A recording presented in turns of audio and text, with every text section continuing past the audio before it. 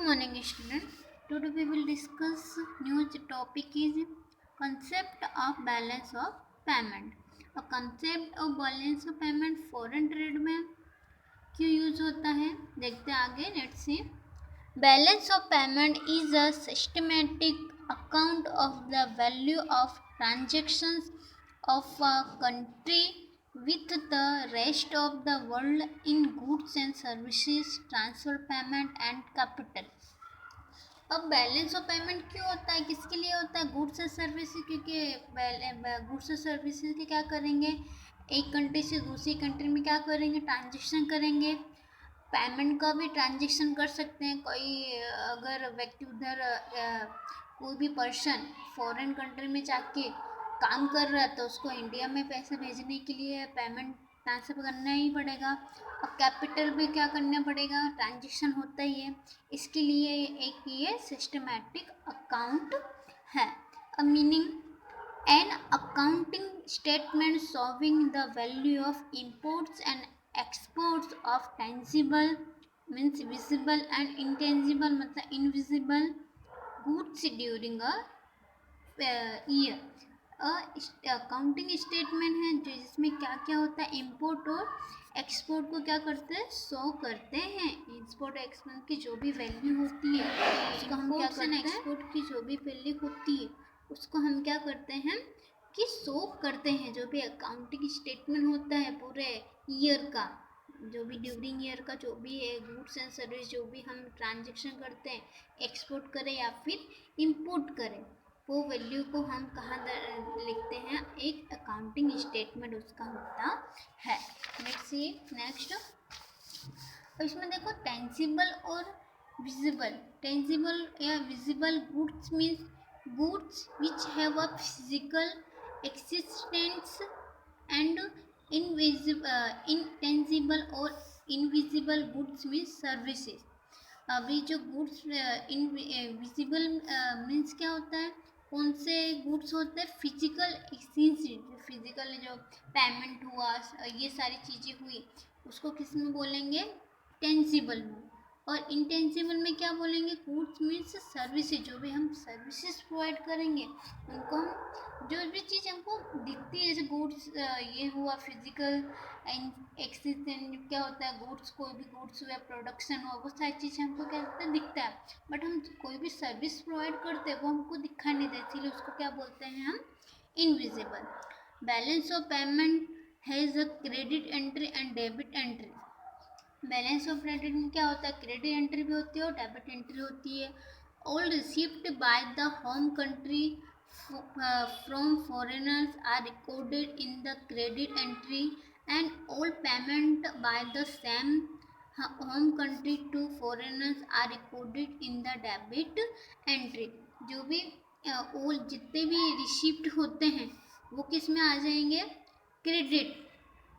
और जितनी भी पेमेंट होगी वो कहाँ पे आ जाएगी, डेबिट, क्योंकि हमको पेमेंट क्या हो रहा है, मिल रही है. अब देखिए types of balance of payments.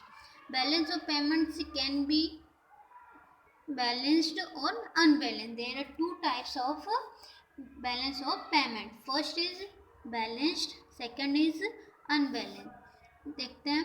Balance of payment is said to be in balance when the value of entries on credit side equals that on the side debit side. अगर जो भी पेमेंट होगा उसकी दोनों साइड क्या होगी, equal होगी. Credit side क्या होगी, इक्वल होगी. और डेबिट साइड के बजाय क्रेडिट साइड क्या क्या होगी, इक्वल होगी. Balance of payment is unbalance when the all the of the entries on the credit side not equal. Credit side क्या होगी, इक्वल नहीं होगी.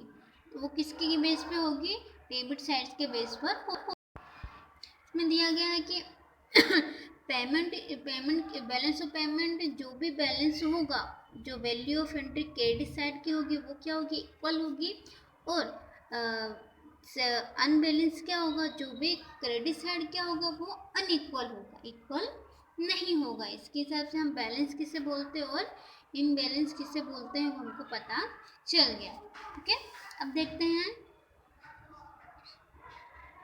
If payment are more than the receipt of the value of credit side entries is lesser than the value of debit side entries, there is a deficit in the balance of payment. अगर कोई भी payment receipt से क्या हो, ज़्यादा हो, credit side से entry से क्या हो, डेबिट साइड की एंट्री क्या हो, लेस हो, तो उसको हम क्या, हमारा क्या हो जाएगा, लॉस दिखाएगा, डेफिसिट। बैलेंस ऑफ पेमेंट में क्या दिखाएगा, डेफिसिट दिखाएगा, क्योंकि लॉस हुआ दिखाएगा। नेक्स्ट है, if receipt are more than payment, अगर रिसिप्ट ज़्यादा होता है किससे, पेमेंट से, of the value of credit side entry is greater than value of debit side entry, अगर डेबिट साइड एंट्री से क्रेडिट साइड एंट्री क्या होगी, ग्रेटर देन होगी, there is a surplus in the balance of payment, balance of payment इधर पे क्या होगा, ज़्यादा होगा। Not according to the double entry bookkeeping system, a balance of payment always balance, जो भी कीपिंग की एंट्री होती है वो ऑलवेज क्या होगी, बैलेंस होगी। however in reality there can be a deficit of or a surplus in the balance of payment, जो भी सरप्लस और डेफिसिट होती है वो बैलेंस ऑफ पेमेंट में होती ही होती है। ओके, अब देखते हैं accounts of balance of payment. There are two balance of account, current accounts and capital account. अब आपने तो अकाउंट्स पढ़ा ही होगा, करंट अकाउंट किसे बोलते हैं, कैपिटल अकाउंट किसे बोलते हैं। यहाँ पर वही है current account. This account record the credit debit entries for the following, यहाँ पे क्या होता है, डेबिट और क्रेडिट एंट्री क्या होती है, दी हुई होती है। यानी अकाउंट्स ऑफ पेमेंट में दो तरह के क्या होते हैं, अकाउंट्स होते हैं, कौन सा, current account and capital account. और कैपिटल अकाउंट में क्या होता है, उसमें क्रेडिट साइड और डेबिट साइड की एंट्री को क्या किया जाता है, रिकॉर्ड किया जाता है। वहाँ ये सारे जो भी रिसिप्ट पेमेंट, जो भी रिसिप्ट होता है या रिसिप्ट होता है, रिसीव, तो वो सबका बैलेंस किस में होता है, करंट अकाउंट में होता है, जो भी अपना करंट अकाउंट होता है ना उसमें। अब फर्स्ट आता है इसमें trade in merchandise goods, tangible goods, receipt from export are recorded as credit entry and payment for imports are recorded as debit entry, जो भी पेमेंट फॉर इंपोर्ट होगा वो किस में रिकॉर्ड किया जाएगा, डेबिट एंट्री में। The sum total on the section of current account is called the balance of trade। अब जो भी टोटल सम होगा, टोटल जितना भी सेक्शन के ऊपर जितना भी टोटल वैल्यू होगी उसको हम कौन सा बोलेंगे, trade of balance. If the payment for merchandise imports are greater, imports क्या होगा, ग्रेटर होगा, देन किससे, रिसिप्ट से, from merchandise export, then there is a deficit in the balance of trade, इसको क्या बोलेंगे, deficit balance of trade बोलेंगे। the vice versa situation is called surplus on the balance of trade, एक तरफ से इसको क्या बोलेंगे, सरप्लस हुआ, मतलब अभी हमारी इंपोर्ट ज़्यादा हुआ या एक्सपोर्ट ज़्यादा हुआ, इसमें क्या लिखा हुआ है कि, एक minute, import are greater than receipt, import क्या होगा, रिसिप्ट जितनी भी दी होगी उससे ज़्यादा होगा तो उसको हम क्या बोलेंगे, डेफिसिट ऑफ द बैलेंस। देखते हैं, ट्रेड इज इनविजिबल ऑन और services, the incomes from invisibles are recorded on credit side and payment on debit side, जो भी इनकम ऑन इनविजिबल होगा उसका रिकॉर्ड किस में होगा, क्रेडिट साइड, एंड पेमेंट तो किधर होगा, डेबिट साइड रिकॉर्ड किया जाएगा। Combined balance of one and, combined मतलब trade of merchandise goods and trade in invisible or services, दोनों को मिला के हम कौन सा बैलेंस बोलते हैं, करंट अकाउंट बैलेंस। अब देखते हैं capital account, this account records receipt and payment from transaction on assets such is money, assets like bonds, share, gold, capital, loans an extra and other forms of fixed capital. Fixed capital, अब capital account क्या कर देखिए, जो भी assets होगी, bonds होंगे, shares जितने भी होंगे, कैपिटल लोन्स जितनी भी होगी, कैपिटल फिक्स कैपिटल जितनी भी होगी, उन सबको हम क्या बोलेंगे, capital account. The total of current account and capital account is called the balance of payment. जो भी करंट अकाउंट जितना भी होगा, कैपिटल अकाउंट का जितना भी टोटल होगा, उसको हम क्या बोलेंगे, बैलेंस ऑफ पेमेंट। ये टॉपिक पूरा हुआ। अभी देखते हैं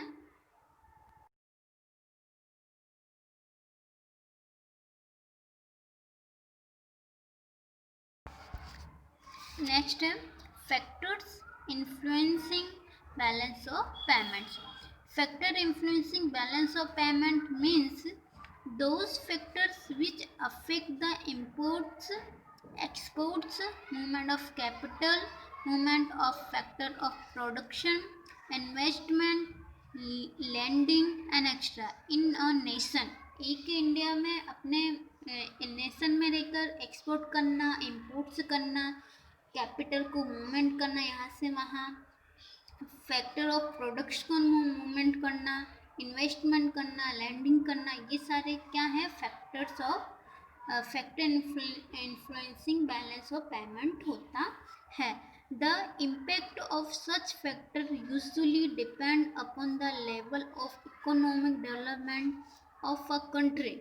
जो भी फैक्टर्स यूजुअली किस पर डिपेंड होते हैं, level of economic develop of a country पे, एक कंट्री के उसके इकोनॉमिक के डेवलपमेंट के ऊपर डिपेंड होते हैं।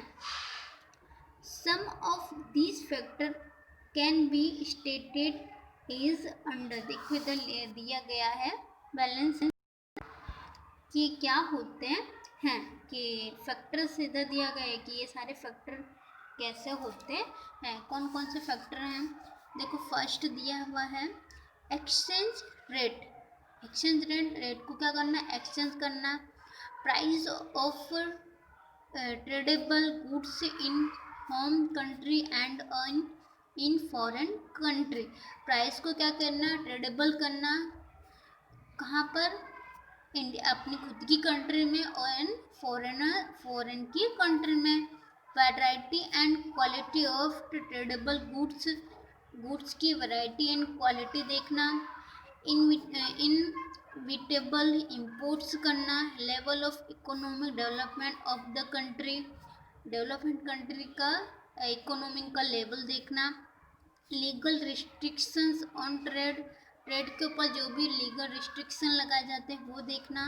Trade supporting facilities and infrastructure like transport, communication and extra, ये सारी चीज़ों को क्या करना, देखना। ये सारी चीज़ें क्या होती हैं, वो क्या है, factor influencing balance of payment में आता है।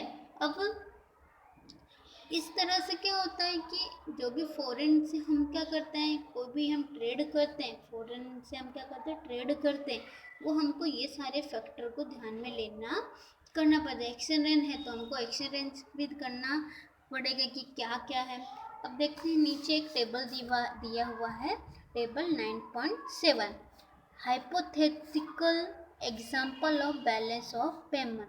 हाइपोथेटिकल एग्जाम्पल क्या है, लिया हुआ है एक इधर क्रेडिट आइटम से, उसको क्या बोलेंगे, हमने पहले देखा था, रिसिप्ट जहाँ होगा वो कहाँ होगा, क्रेडिट साइड होगा। पेमेंट जो भी होगा वो कहाँ होगा, डेबिट साइड होगा। अब करंट अकाउंट दिया हुआ है नीचे, और नीचे दिया हुआ है कैपिटल अकाउंट। अब देखो इधर मर्चेंडाइज एक्सपोर्ट, कितना एक्सपोर्ट किया हुआ है, 200, और मर्चेंडाइज इंपोर्ट कितना किया हुआ है, 300। टोटल बैलेंस मतलब क्या हुआ, 300 में से 200 को क्या कर दिया, माइनस करके कितना हुआ, 100। सर्विसेज एक्सपोर्टेड किया हुआ है 100, सर्विसेज इंपोर्टेड कितना हुआ है, 200। सर्विसेज इन्वेस्टमेंट इनकम अर्न हुआ है 100 रुपीज़। इन्वेस्टमेंट मनी पेड कितना हुआ, 200। और यूनिलेटरल रिसिप्ट कितना हुआ है, 200। यूनिलेटरल पेमेंट किया हुआ है 100 और टोटल हम करते हैं तो इसका सब टोटल कितना करंट अकाउंट का 600, यहाँ का टोटल करते हैं तो 800। अब करंट अकाउंट बैलेंस करने के लिए क्या क्या करेंगे, क्रेडिट साइड का क्या करेंगे, डेबिट साइड से डिवाइड करके तो -200 आता है। अब कैपिटल अकाउंट का देखते हैं।